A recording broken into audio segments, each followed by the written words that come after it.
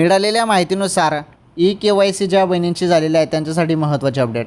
हे बघा, ई-KYC सर्वांना करायला सांगितले होते आणि 1500 रुपये तुम्हाला चालू ठेवायचं असेल तर ई-KYC करणं बंधनकारक आहे सर्वांना, असं शासनाने सांगितलं होतं. पण भरपूर बहिणींनी ई-KYCच केले नाही. ज्या बहिणींनी ई-KYC केले नाही त्यांचा हप्ता थांबवण्यात आला. त्यामुळे ज्या बहिणींचा हप्ता थांबला त्या बहिणींना दुरुस्तीचा ऑप्शन देण्यात आला होता. तर त्यांनी आता दुरुस्ती केली की नाही, दुरुस्ती केली असेल तर तुमचे जेवढे पण हप्ते असतील 3 महिन्याचे 4,500 रुपये पण असेल तर ते पण तुमच्या खात्यामध्ये जमा होतील. 6,000 रुपये 4 महिन्याचे असेल तर ते पण तुमच्या खात्यामध्ये जमा होतील, परंतु ई-KYC दुरुस्ती केली असेल तरच. आलं लक्षात? तर ही फार महत्त्वाची माहिती होती. आता हप्ता तुम्हाला आता नुकताच 20वा हप्ता वाटप झालेला आहे, त्यामुळे लगेच काही 21वा हप्ता भेटणार नाही. त्यासाठी थोडा टाईम लागेल. GR उद्या, अधिकृत माहिती उद्या, अपडेट आल्यावर सांगतो तुम्हाला पुढील व्हिडिओमध्ये.